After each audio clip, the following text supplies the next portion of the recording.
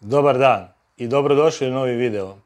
Vjerujem da ste i vi nekada koristili silikon ili koristite, kao što je recimo sanitarni ili akrilni, ili možda ste koristili visoko temperaturni. A onda, kada vam je ostalo silikona, pokušavali ste da ga spasite, to jest taj ostatak što je ostao da sačuvate, da se ne osuši ili ne stvrdne.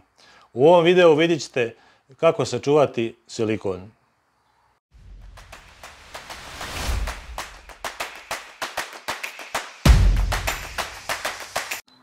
Sada ću vam pokazati šta sam to ja radio sve da bi sačuvao silikon za ponovno korištenje, ali nije uspjelo. Znači, kao što sam gledao, stavljao sam i vijak. I ništa. Zatim, uzimao bih moldersku traku i lijepio na vrhu. Nije uspjelo. Zatim, sjekao bih kraće da bih mogao da vratim čep na nastavak. Silikon bi opet propao.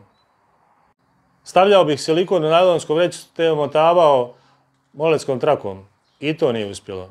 Sve do jednom, dok nisam čuo od jednog majstora idealno rješenje. A to je, znači uzmete ovu stretch foliju za pakovanje ili prozirnu foliju iz kuhinje.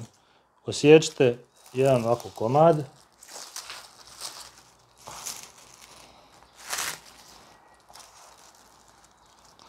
Prepolovite.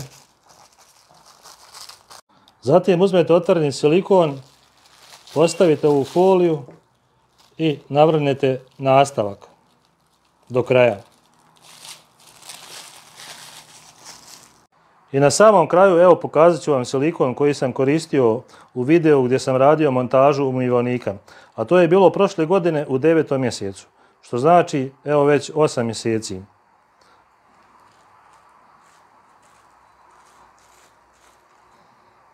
Znači, ovaj nastavak je novi. Ja inače stavljam uvijek novi nastavak kad ostavljam silikon. Evo vidite koliko ima nastavaka.